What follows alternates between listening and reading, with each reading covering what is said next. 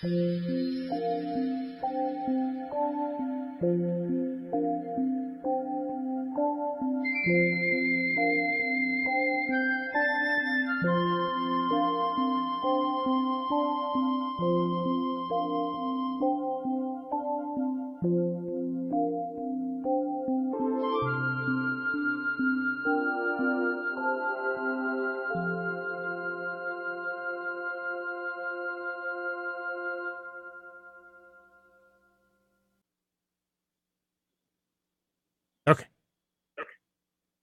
Hello, and welcome to another show from You Call This Yoga, where we're sharing an internet TV discussion with special guests from around the country and eventually the world, discussing their channels of accessible yoga. We hope that our sharing of these topics can invite you to explore yoga practice in new modalities or more deeply in the ones you already are practicing. These are shows for all skill levels, teachers, students, and even the curious who have not participated much yet. We do have interaction, and we invite people to call in at 919-518-9773. You can Skype in at Computers 2K Now, or you can join the chat in the box on the Nissan Communications channel. We're fortunate to have a sponsor from Neomond, who, when you visit neomond.com and click on Explore, you can see their other Neomond minutes as well as the one we'll share today. Our special guest today, Maria Alfaro, who lives in California, arose early today to experience our little challenges with flooding, which they've had in California recently too. Good morning, Maria. Good morning, Howie. Thanks for rising and shining with us. My pleasure. Maria has a history of practicing yoga in several modalities. Today we're talking about neurogenic yoga and TRE, her specialty. Maria, can you share some of your origins into the practice of yoga as far back as whatever is comfortable? Of course. Well, it's a long history, so I will make it brief. I started in '86 in India. I was exposed to Ashtanga yoga, not with Patabi Joyce, but I studied with an American teacher for a few years in my trips to India. And from there, in about '95, I decided when I moved here to the States to become a yoga teacher. So I did an Iyengar training with Rodney E. for a couple of years. And then later on, I also studied with Anna Forrest. I did one of her certification training. I also study, of course, with all the teachers, but those are the trainings I did. So I've been teaching since '96. Mm-hmm. And how did your community appear at that time? Who were you teaching to? Well, here I was living here in California. At that time I was living in San Francisco, so I was teaching a few yoga schools there. And then in '97, I moved to Santa Cruz, where I live now, which is a little town south of San Francisco. And so I've been teaching here and all over Silicon Valley. There are many schools and many, I also work for many companies, that were offering yogas to their employees. Mm-hmm. However, in the last few years, my yoga classes have faded away because I'm more busy teaching trainings and workshops. So that's the way I'm teaching at this point. And of course, I work with private clients. Mm-hmm.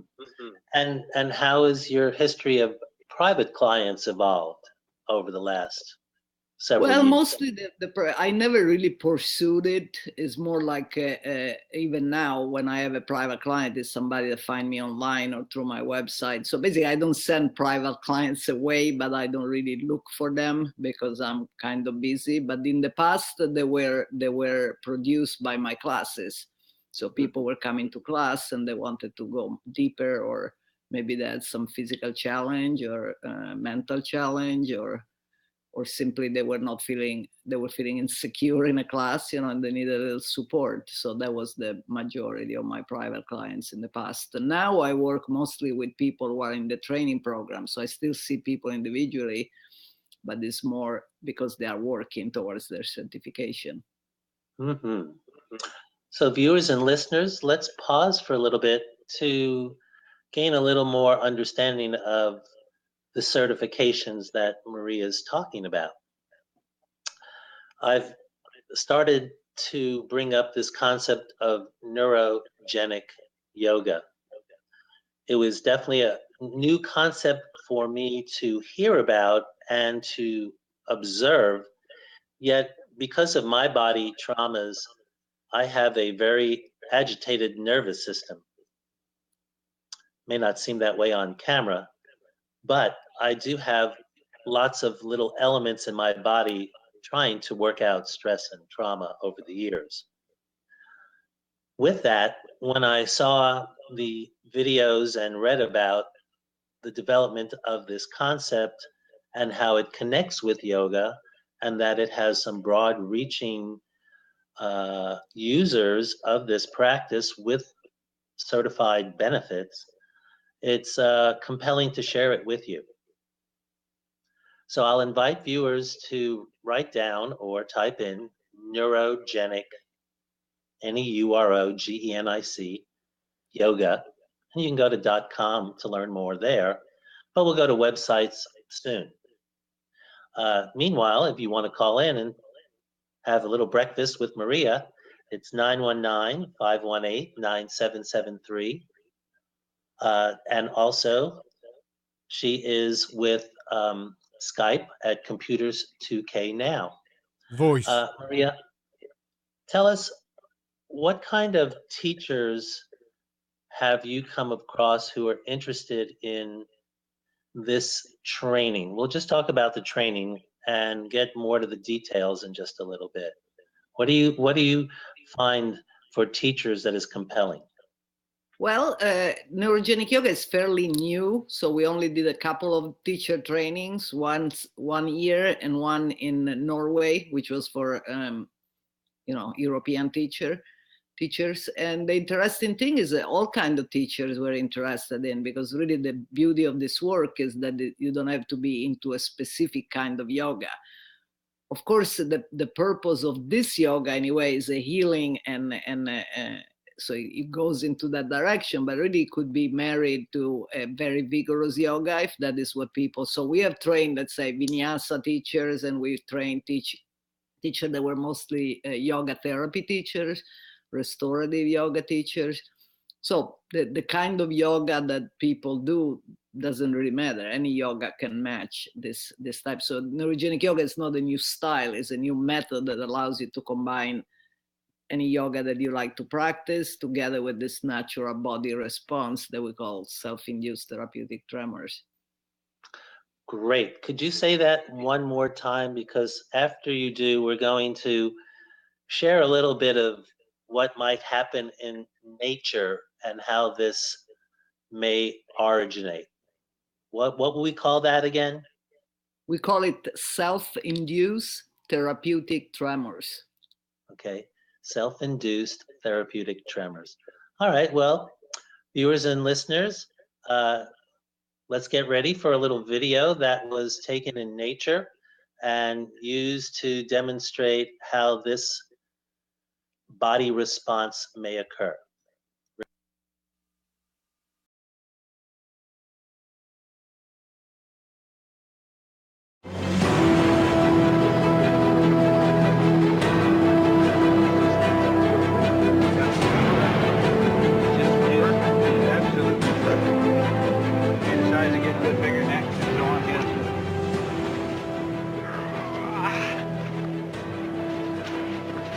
Holy snapper.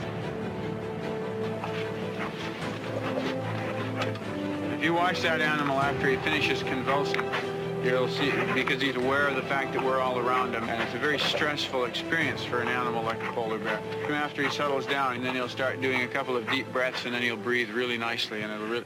Now look, here he goes. See how he's breathing there now?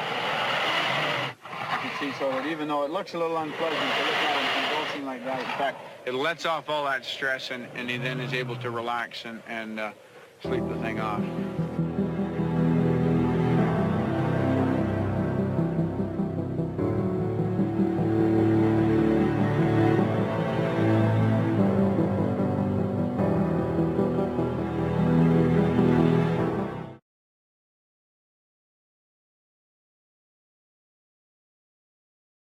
Well, viewers, how did that seem for you? Yoga practitioners, how did that deep belly diaphragmatic breathing appear? Let's ask Maria a little bit of the history of this video and where it's come from and some of its context. Okay, so this video doesn't come from TRE, those people, or neurogenic yoga. But this video has been on the internet for a long time, and actually we use it at all of our training. So what that video is about is showing a very wild animal, obviously, because the polar bear is one of the wildest animals on Earth, having this natural tremoring response. Now, in his case, it's not self-induced, it's really natural. It's happening because he was shot down by an helicopter.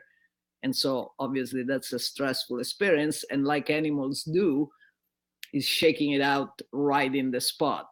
In the case of humans, we have to self-induce it because although this tremor mechanism is in our body, we tend to start repressing it at the early age because it has a kind of a negative social connotation. If you think people who tremors are either sick or tired or weak or afraid or simply weird, and so we don't want to look like that. And so when we figure it out, we sort of numb it.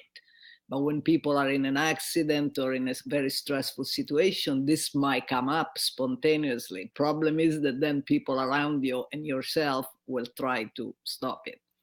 So the difference is this animal goes through it naturally because it is a natural response.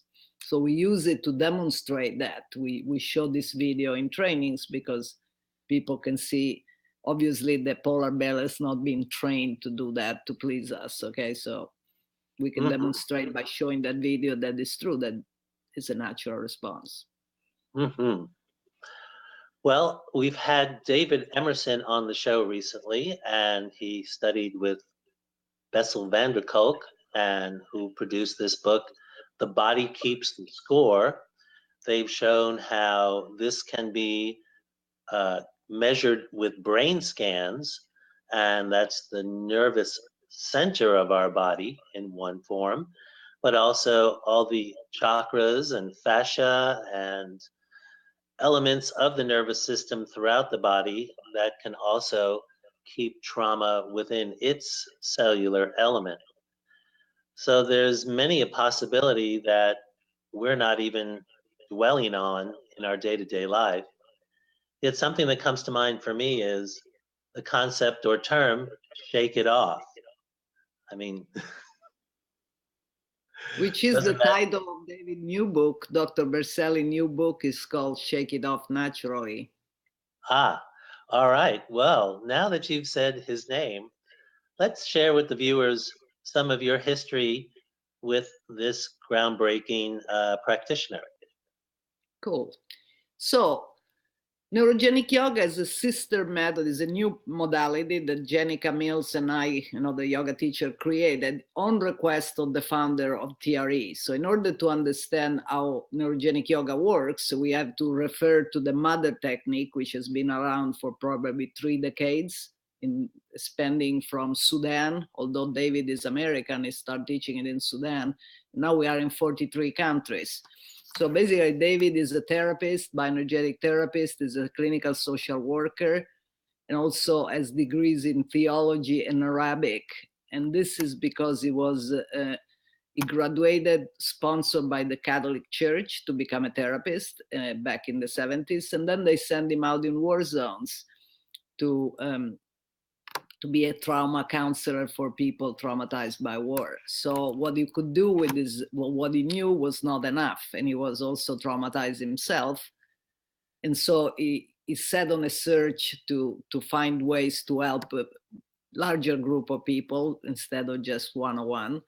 But what brought this, what led him to discover how to work with the body in this particular manner is because he observed that people under stress tend to contract. So if there is an explosion, let's say, people will contract. Nobody will go like that, right? So he observed that with people from different nationality, realizing this is not a learned response, it's a natural way that the body protects itself. And also he observed the little kids below the age of 4 tend to shake in these situations. And so putting the two things together, he developed this theory then. Now, a few million people later and some research later, it seems to be proved as true, which is if we have a mechanism that makes us contract, which is involuntary to protect ourselves, meaning we cannot not do it, we should also have a mechanism that makes us release the contraction. And that is the tremor mechanism, like that polar bear. But we don't do it because we don't want to look weak. We don't want to look uncool. And so we tend to repress it. But if people, like viewers, can probably remember at least one incident in their own life where maybe they were, witnessing an accident or in an exam that they couldn't be prepared, or maybe the police pulled them over from speeding or something or other in which they felt this jittery feeling in their body. And of course, they stop it. So that's what it is. We just let it express itself instead of stopping it in a safe environment. Mm-hmm. So David did this, basically discovered this concept, and then he started working with it. And since then, he thought about a couple of millions people all over the world in natural disaster zones, in war zones. And then in the last decade, it has been developed as we are now a nonprofit organization, and we have training programs in 43 countries. And I myself have been teaching both modalities in various American states, in Canada, in Holland and Belgium, in Israel and Palestine, in Indonesia. So I've been going to many different places because I'm very passionate about this work, and there is nothing more fun than, like David says, to see an organism shaking itself back to health. Mm-hmm. Would you spell out David's last name so that our viewers and listeners can note it? You read it Berceli, but it's really spelled Berceli. So it's spelled Bercelli, but being that we are American, we say Berceli. Okay. That's what he calls himself. Well, as long as we know that we're just using one L, Yes. And the technique that he has refined is titled? It's called TRE, which stands for Tension and Trauma Releasing Exercises. Yes. So viewers and listeners, even though it's a 3-letter acronym, the title has more than 3 words in it. So that could be confusing.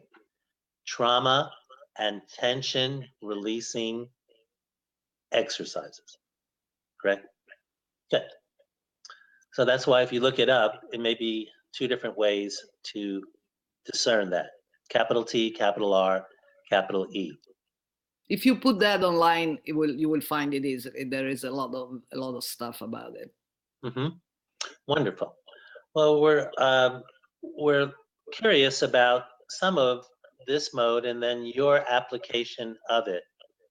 So how did you do your spin-off from his original work? What led you down this interesting path? Okay, so I've been working with David as a TRE person parallel to my yoga career since 2004.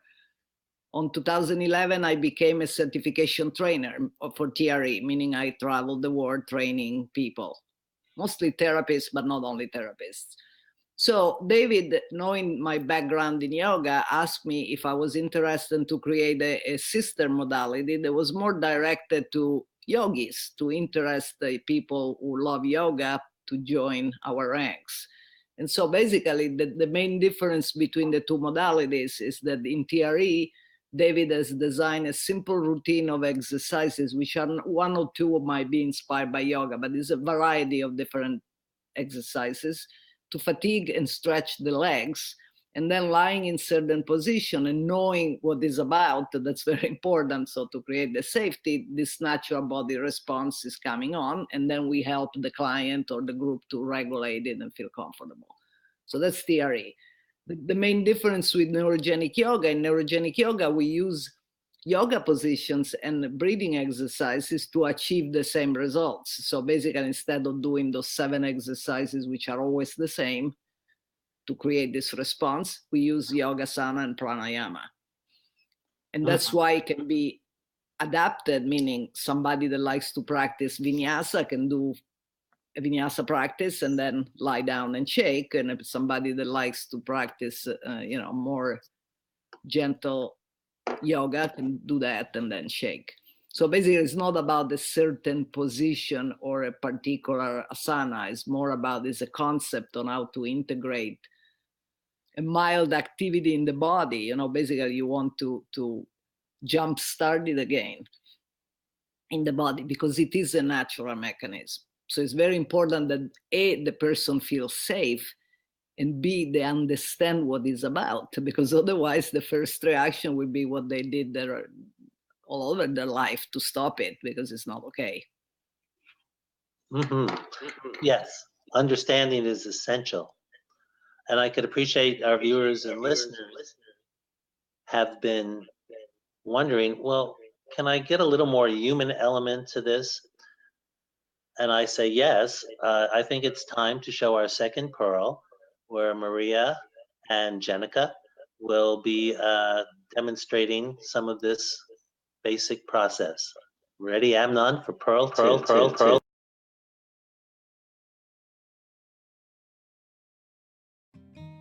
The feeling of tremoring is different between different people and also between different days, because I myself experience it in many different ways. Sometimes it's like a more vigorous shaking, and sometimes it's more like a refined tremor that is deeper in the body and is almost like a purring or a little engine deep inside the core. Sometimes it's swaying, sometimes it's shaking, sometimes it's rolling.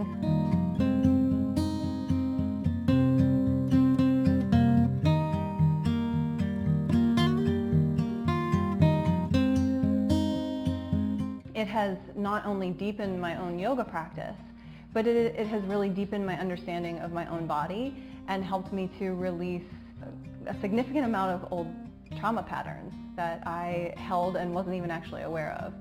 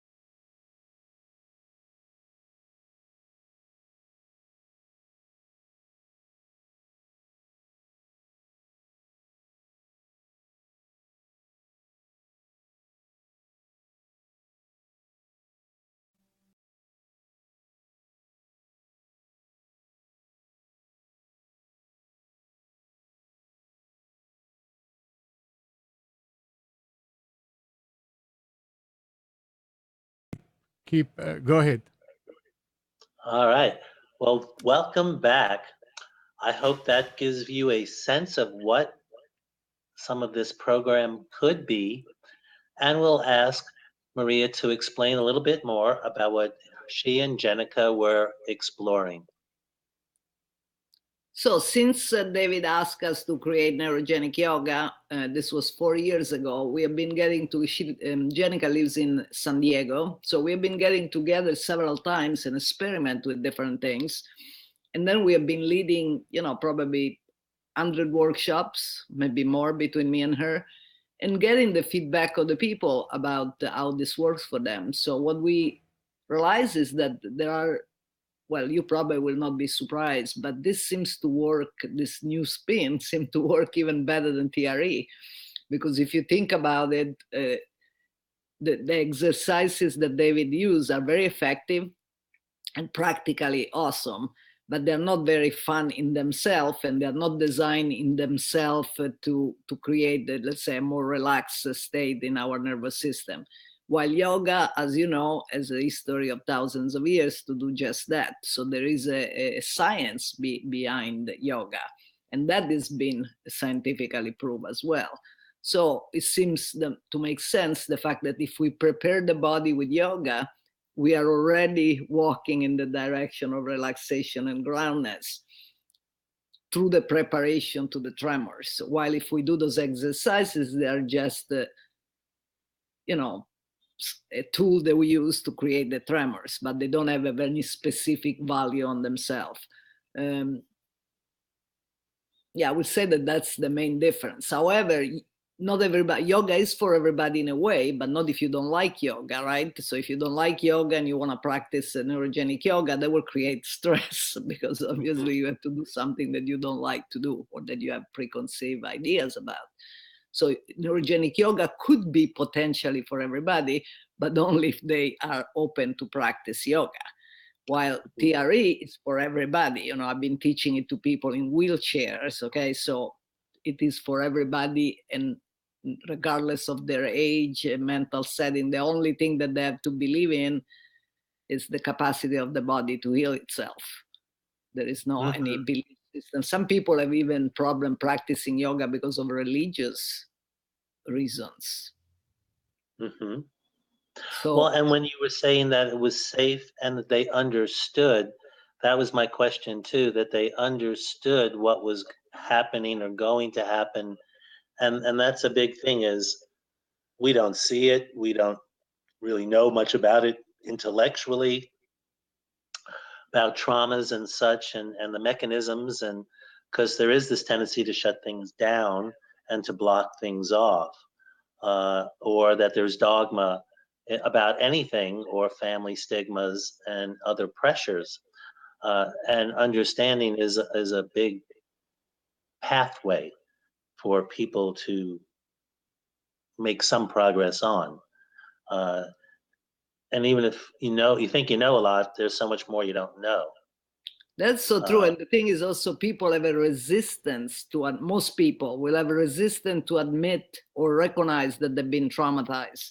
So one important thing is to realize the stress and trauma are in a continuum that go from the mild stress of being late at work to the severe trauma of being, let's say, in a war or an earthquake or anything in between. So it's the degree, okay? So even if somebody's lucky that nothing really major has ever happened to them, they will still be traumatized from the news, from 9/11, from the stories that they hear from their friends, from the stories that they might hear from their clients if they are in the helping industry. They might be traumatized by events that happen in the country. So we don't just get traumatized or stressed by our own personal history or the small circle that we live in, but we, as social beings, we are traumatized by everything else too. So the news, the elections, everything is piling in the body, and the body doesn't really know the difference from what happened to me and what I watched in TV. The bottom line with this work is that everything transmuted into tension. So every kind of stressor, small or big, from the slamming of the door to the shooting in the neighborhood or beyond, transmute into tension in the body, and that tension creates variety. I mean, doctor says the stress is the #1 killer, right? So the tension can be physical or emotional. Even sitting on a chair all day long for your work, you might love your work, but if you sit on a chair all day long, that's stressful for the body. So it's really important to understand that. It doesn't have to be a big event. It can be a variety of smaller ones, and everything is pile up tension inside our body. And that tension needs to be released at some point or creates problems. Agreed. I personally have suppressed a lot of stress and tension over decades of my life. I've had physical accidents where I've been temporarily paralyzed and really just brushed it off as a flesh wound. I couldn't really shake it off because I was temporarily paralyzed, but mentally I was screaming it off and didn't really explore it much as to what was the emotional impact of that. But then I saw someone get knocked down in a hockey game recently, and I was physically ill after that. And I can appreciate that, though that happens. But to me, it became such a personal flashback of being knocked down and just being able to move or unable to move, and stuff that I never processed because I was just trying to get back into the game. Though I didn't get into the game anymore, I did try to just go home and act like it didn't happen. So I can appreciate it's scary stuff, though, and this ego or denial that, oh, that was really a problem is so innate. So the beauty of this work is that you don't have to revisit the story. Right. It's not about the story, okay? The story is the last thing that happened in the brain. It's now the brain tried to figure it out, you know, what happened, okay? But the way that this work is really working with the tension in the body. So it's working at the neurophysiological level.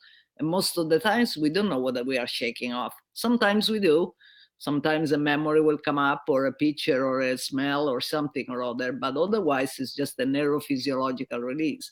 And that's why this work is becoming very helpful and more recognized working with from therapists. You know, if people go to therapy and keep repeating the same story again and again for years and they don't make any progress, it's because it's locked in their body. So somatic modalities are becoming more popular in the therapeutic world because they see that they need to help the body to get rid of it. Because otherwise, if I tell you a story from this energetical place, what good is that gonna do? You know, it's gonna make it worse. So if I go like, so for example, David works a lot with veterans. I do too in some extent, but he does more. And when they walk into his office, they go like, I don't want to talk about it. David goes like, well, it's great because I don't want to hear about it. And then they do the practice, and afterwards they go, and you know, the worst thing that happened to me was, and he goes like, I thought they didn't want to talk about it, but now they can because they release some tension in the body, and it can come up as a healing. The story then can be healing. It can bring completion and integration to the process. While if you start with the story, you know, you're beating the trauma inside the body. Right, same story, different day. Huh? Same story, different day. Yes. Well, and you also mentioned about the concept of yoga not being comfortable. And from arthritis and limitations, yoga wasn't very comfortable for me. And I just practiced laying around, breathing, legs up, looking like I was doing some neurogenic process, because when my body could unwind or relax, even though it wasn't self-induced, that when my body could tremble, that I felt that my fascia was releasing or something was letting go because I wasn't inducing it. It was coming more naturally, like the wilder animal that had something severe, that there wasn't a guide there other than years or hours of practice of laying around, looked like I was doing nothing yoga.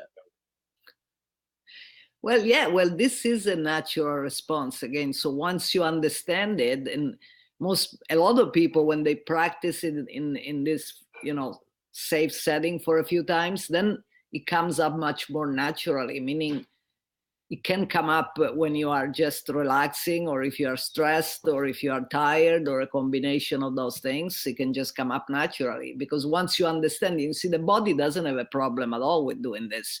It's the mind, because the mind is used to be in control. When you are awake, we are doing things coming from our cortex. This response is actually coming from the primitive part of the brain, which, by the way, Bessel van der Kolk, he says that there's trauma imprint in the brainstem and that we should find modalities to address that.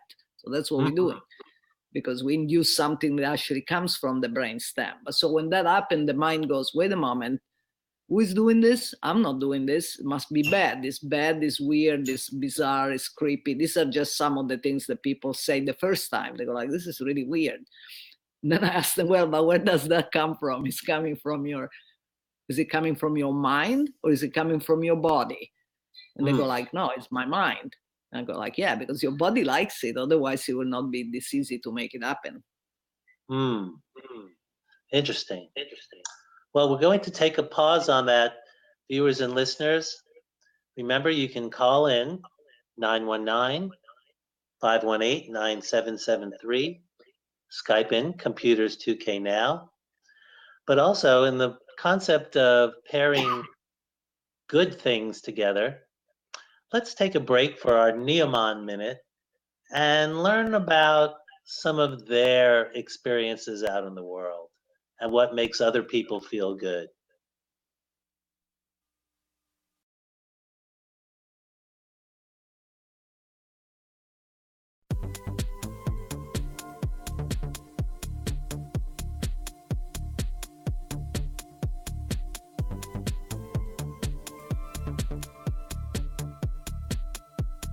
They're incredible, and it's a lot of plant-based food, which is great for vegans. I really, really love the vegetarian lasagna.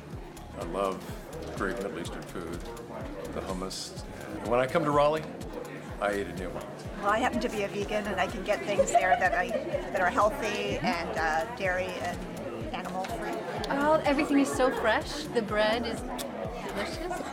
And I fell in love with the hummus a long time ago. It was whipped, so good, so light, so fluffy. And then the lentils, you can put it on top of the kale salad, and boom, you're good.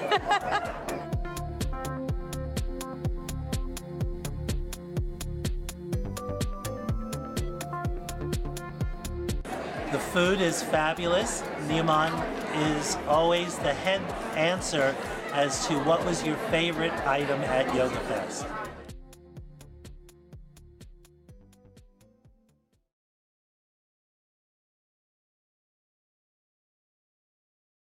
Then it must be true. You know, those random interviews. I wasn't quoted at my favorite when it came up was chocolate baklava, because I was craving some sweets at the moment. But it's also Mujadara, and we still have some in the fridge here. So it's part of our staples. And do you like any Mediterranean food, Maria? Well, I'm Italian, descent? so yes, I spend a lot of time in the Middle East. So yes, I like Mediterranean food from all around the Mediterranean. Yes. What's your favorite dish? Well, you will be surprised. Is hummus and tabbouleh. Actually, those are my two favorite things. Well, though you won't be in Raleigh, but at Yogaville, where you'll be in a couple of months teaching about neurogenic yoga, you might have some excellent hummus and tabbouleh from the East. Yes, they have fabulous food. This will be my third year there. I love their food. It's very healthy. And tell us about your program at Yogaville as just a little aside. That's my favorite thing, Awe, because it's a very conducive environment, beautiful nature, super nice people, sweet, practices that they teach. The food is excellent, and it's a very nice format because it's 2.5 days. So basically there is a lot of time. The first evening we talk about it. On Friday I explain everything about the two practices. On Saturday is when we do 2 practices, and with neurogenic yoga it's perfect because people really get it. In the morning we do a more vigorous and yet gentle practice, like traditional is done if you do a day long. So the morning is more active, and the afternoon practice is more restorative. And then the third day, we usually wrap it up by teaching TRE because people get curious about the mother technique. So instead of doing yoga last year, I put it to the votes actually. If people prefer to do another yoga class, we do that. And then again, we will do a more, active class. But otherwise, we do a TRE class so that people can really see the difference. See, okay, this is TRE, this is neurogenic yoga, and that's how they are very similar. Because basically, once you lie down on the ground and shake, the 2 practices are identical. But it's sort of the development of how you get there. Yes. Yeah, so basically with TREs, those exercises designed by David, which are always the same. So it would be similar to, let's say, Bikram or Ashtanga. You always do those poses, but they're not yoga. So do those exercises to fatigue and stretch the muscle and then lie down and shake. That's TRE. Do some yoga and breathing exercises of your liking and then lie down and shake, and that's neurogenic yoga. So when people learn it in that format, they really see, I like the day-long format, or when I have the chance of teaching it more than once to the same people, because I will teach different things. And so they get it. Oh, okay, it's not about doing triangle pose followed by warrior pose. It's about doing something with my body that allows my body to prepare itself to, because basically these practices are just to jumpstart this natural mechanism in the body again. It's there, it's been there all the time. It's just that we have been sort of numbing it because, as I was saying initially, it doesn't look good. So in the society, you don't look strong or healthy if you shake. It's just a preconceived idea about the activity of shaking and tremoring. And how would you adapt this to a wheelchair or a bedridden individual? Well, if people have injuries or they are not mobile, it means their muscles are not very strong.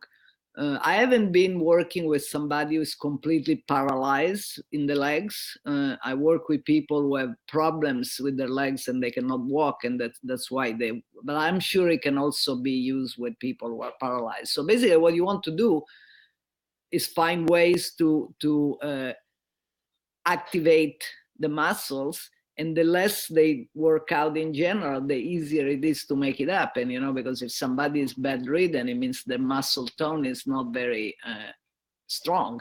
And so just a little bit of often just squeezing, let's say, a block or one of those exercise ball between their legs for a while, for example, just as an example, it will create some activation in the legs. And again, it's important that they understand where we're going so that then they can let it happen.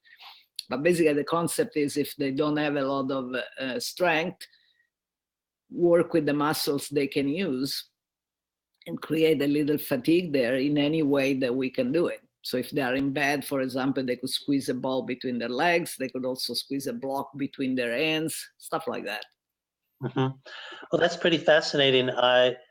One of my several physical therapies was a fatigue-inducing modality, and the focus was actually on the less compromised side because it was a compensating side, and that it was to fatigue that and then go to the symptomatic side. But the point was also that there was an intention to fatigue to then let the body potentially reset or release in that way. So that's pretty interesting in that foundation. So I think the viewers would be even more fascinated by seeing this next pearl of wisdom, where one of our Defense Department veterans will share their experience with TRE. Oh, Thank good. You, yes.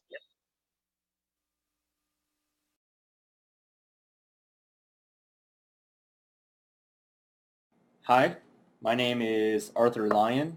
I am a combat veteran infantry reconnaissance guy, have about 9 years in the military. So here's my video on how I started shaking on my first TRE workshop, and hopefully this can help you guys.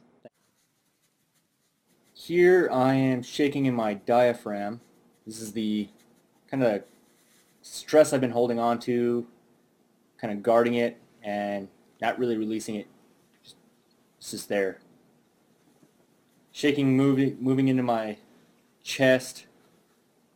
This is where I've had a lot of pain in my upper thoracic, my upper back. I attribute this to a lot of the carrying of body armor, rucksacks, jumping out of airplanes, long runs, that fun military stuff.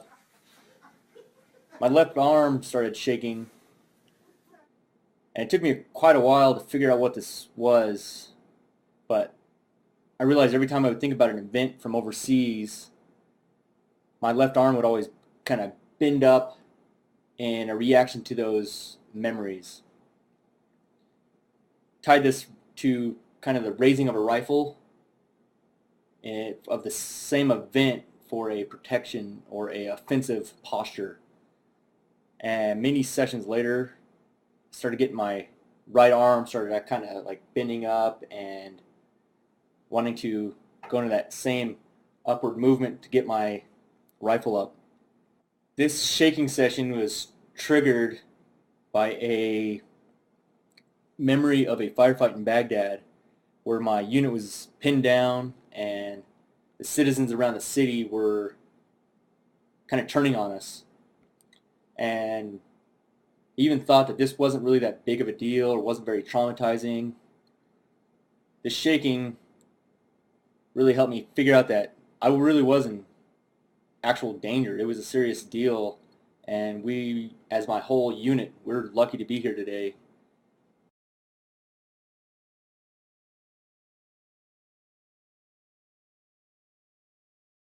Viewers, listeners, what are your thoughts on that? Viewers and listeners, we'd love to hear from you at 919-518-9773 or Computers 2K Now, or you can type in the chat box and log in. We have just a little while longer with Maria, who will give some thoughts about the video that we just shared. So I haven't seen the video. I know this guy, though. I recognize his voice. I saw other videos with him in it. It's been Harold for us, and so there are so many people like him who actually became provider of this work. So the military are doing some research in Arizona about TRE. That's where David Berselli is based. He's based in Phoenix. So with his help, they're doing some research. It's a kind of sensitive subject anyway, because there is not a lot of talk of trauma in the army for obvious reason. They tend to more focus on the stress and the physical impact, but there is not a lot of talk on emotional trauma. However, of course, the military, soldiers are not the only people who have PTSD, and PTSD stands for post-traumatic stress disorder. And there is a lot of talk in the therapeutical world to change the name to something less loaded, like post-traumatic stress injury, for example. So the symptoms, the most common are, difficulty sleeping, irritability, panic attacks, anxiety, nightmare, flashback, problems with the gastrointestinal system or with any part of your body, really. So the symptoms, according to the traumatologists in the world, are not symptoms of an unhealthy person. Actually, they're showing that the body is very healthy. It goes like, hey, I went through all this stuff, and you have to help me release it at the neurophysiological level. If you just talk about it, it's not going to help. Until you do that, I will manifest those symptoms. Mm-hmm. But it's actually, there is nothing wrong with that person. Again, soldiers are not the only people who have PTSD, but just likely to have it if, like this guy, had been 10 years in a war zone. So the symptom, it's like if you take a spring, let's say a metal spring, and you keep winding it, eventually it will jump in your face. That doesn't mean the spring is broken. Actually, it's working very well. That's its job. So what we do, we need to unwind it. And that's exactly what modality like TRE and neurogenic yoga are helping the nervous system to release. Because, there is a lot of stuff going on. It's not just the it's physiological, neurological. We have produce adrenaline, we produce cortisol. So there is a lot going on in the body that needs to basically reset itself. But through something like this, without having to dig into the story, we can help the body do that. And then the story can come up or not as a way to integrate. Viewers and listeners, Maria's website is TRECalifornia.com, where she has a wellspring of information and also her training programs. There are other videos on the neurogenics.com realm, and you could visit that too. Neurogenicyoga.com. Neurogenicyoga.com. Thank you for listening. The reason I say that is this isn't the only video out there, but we're trying not to show all the traumas that exist out there. But what Maria is saying is true. It's not just for veterans. There's many a trauma that we're going through, whether it's war, violence, person to person, or in my case, self or sports induced. We also have the stress of everyday life, that doesn't have to be a strong trauma. While you talk about website, probably will be useful for the viewers also to make a note of Dr. Berselli website, where hundreds of videos are recorded from all over the world, of testimonials from professional, lay people, soldiers, housewives, anybody. There are hundreds of them. And the website of David is traumaprevention.com. That's also where people can find providers for TRE. So there will be providers near you, probably, people that they can find and work with them privately or go to their workshops. So there is a lot of resources on that website. Viewers or listeners, anyone can Google for us if there's any TRE providers in the North Carolina, Virginia area, South Carolina. We have lots of active duty and other issues going on. We just even had flooding last year, and it looks like we have flooding again this year. Just having the challenges of getting to the TV station today could be invoking issues for people around town, as many an artery in Raleigh has been closed down. And we're very appreciative of Amnon patching us together with Google Hangout. Thanks, Amnon. There are a provider in North Carolina, by the way. I know because I trained some. Great. Well, we hope that they can make themselves known. If people know of TRE trainers, and they can reach out to me at howie@youcallthisyoga.org, Howie, Howie, at youcallthisyoga.org, where we can be a resource for people inquiring about this groundbreaking and shaking experience. Maria, what other thoughts would you like to share that we haven't touched upon for the show? Well, I think we touched pretty much on everything. I really would love to encourage people to give this a try. So although we don't have a lot of education, actually we don't have any educational material at this time for neurogenic yoga, they can find a workshop near them, or because again the two practices are very similar, they can start with TRE, and on the website of Dr. Berselli, again traumaprevention.com, there is a store part which carries a lot of DVD, books, pamphlets. So basically with a small investment, all of his material include the TRE exercise. So basically there is an explanation of what it is, and there are photos, or if it's a video, a guided class where people can reproduce this response. So since neurogenic yoga is not available in DVD yet, but it soon will be, in the meantime, they could try it with TRE, because it's very similar, and that is something that people can do in the privacy of their home just by buying a DVD or a book. Mm-hmm. And you also mentioned about pranayama. Do you have any preferred resources for newbies or the curious, or even teachers to expand pranayama practice? Not really, the way that the difference between TRE and neurogenic yoga around that is in TRE, we mostly breathe naturally. We don't do anything at all to the breath. And once in a while, we take a deep exhale, like,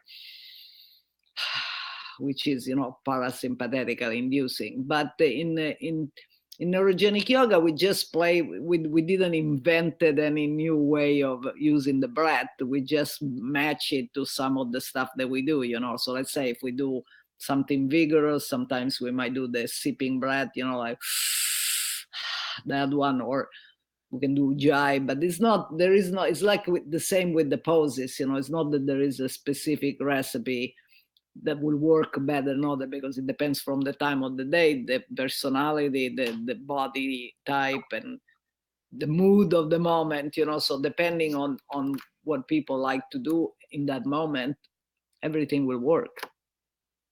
Okay. Well, the good news for viewers and listeners is that there's not a prescribed and grossly sophisticated pranayama practice, one that you can practice your own breathing, hopefully a soothing, calming technique, because we already got an inherently masked and covered up, agitated nervous system. And I can testify for that because I can shake very readily with very little activation when I'm resting. It is kind of strange, especially if you're married to me. That is what is going on with this person. But my wife's a therapist too, and so she ingests her own secondary trauma issues from the world. So she has her own restorative practice and ways that she shakes her tensions out. So it's an individual process. And folks, if you have any questions or concerns, Maria, how is the best way for folks to reach you? Well, the best way to reach me, since I travel a lot, is my email, which is maria@trecalifornia.com. Easy enough. Wonderful. Well, viewers and listeners, I'd like to thank Neoman.com and have you go to their Explore drop-down to see their Neoman minutes from today as well as prior. We also would like to let you know that we have a partner in Western North Carolina called Light a Path. It's a nonprofit organization that has teachers bringing service to the underserved in their community. It's a beautiful concept where each teacher is the quasi-specialist in that realm. We're fortunate next week to have two of their board members, Sierra Hollister, one of the founders, and Lisa Sherman, one of the supportive board members, as well as possible other teachers who will be able to join us online and share how they are bringing yoga to the people in need who may not readily access it. It's thrilling to have another nonprofit in North Carolina. Chris Moon, one of their members, was at Yoga Fest this year, and we look forward to learning more of their pearls of wisdom. So that's next week at 10 o'clock, as long as the creek doesn't rise too high, or whatever the rest of the saying goes. Hush your So we're mouth. going to be thankful for Maria and for also Amnon in sharing our show today. Thank you, Maria. We look forward to sharing TRECalifornia.com with our viewers soon. Thank you, Howie. I was very happy to be here. Namaste, everybody.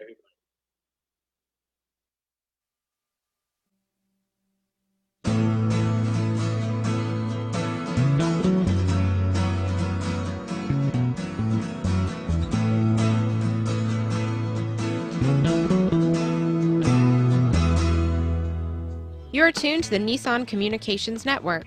If you tuned in too late, you can always watch each program in its entirety, or or download an MP3 audio file of it in the archives section on nissancommunications.com.